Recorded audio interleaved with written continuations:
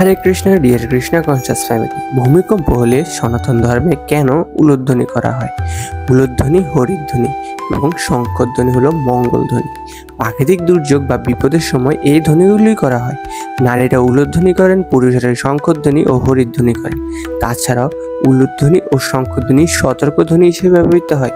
এই ধ্বনিগুলো খুব সহজে বহুদূর পর্যন্ত বিস্তৃত হয় এবং এগুলো শোনা মাত্র মানুষের মধ্যে একটা সতর্কতা কাজ করে।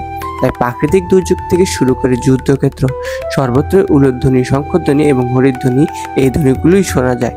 ছান্দোক্য উপনিষদে আছে, সৃষ্টিকালে যখন সূর্যদেবের উদ্ভব ঘটল তখন উলু মঙ্গলধ্বনির সৃষ্টি হয়েছিল, যে ধ্বনি থেকে যাবতীয় সকল কাম্য বস্তুর ও জীবের উদ্ভব ঘটেছে।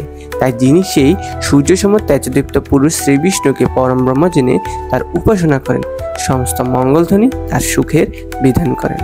অর্থাৎ আলো যেমন অন্ধকার নাশ করে, তেমনি উলুধ্বনি স্তব্ধতার অন্ধকারকে নাশ করে মঙ্গলময় আত্মার ধ্বনিকে জাগ্রত করে, যার ফলে অজ্ঞতার অন্ধকার লোপ পায়। আমরা বুদ্ধিযোগে স্থিত হই। এই বুদ্ধিযোগ দ্বারা মনের উপর জয় লাভ করে আমরা যখন তেজস্বরূপ পুরুষ পরমেশ্বর শ্রীকৃষ্ণের শরণ নিই, তখন আমাদের জাগতিক ও পারমার্থিক সকল কাম্যফল লাভ হয় এবং পরিশেষে নিত্যধাম প্রাপ্ত হই।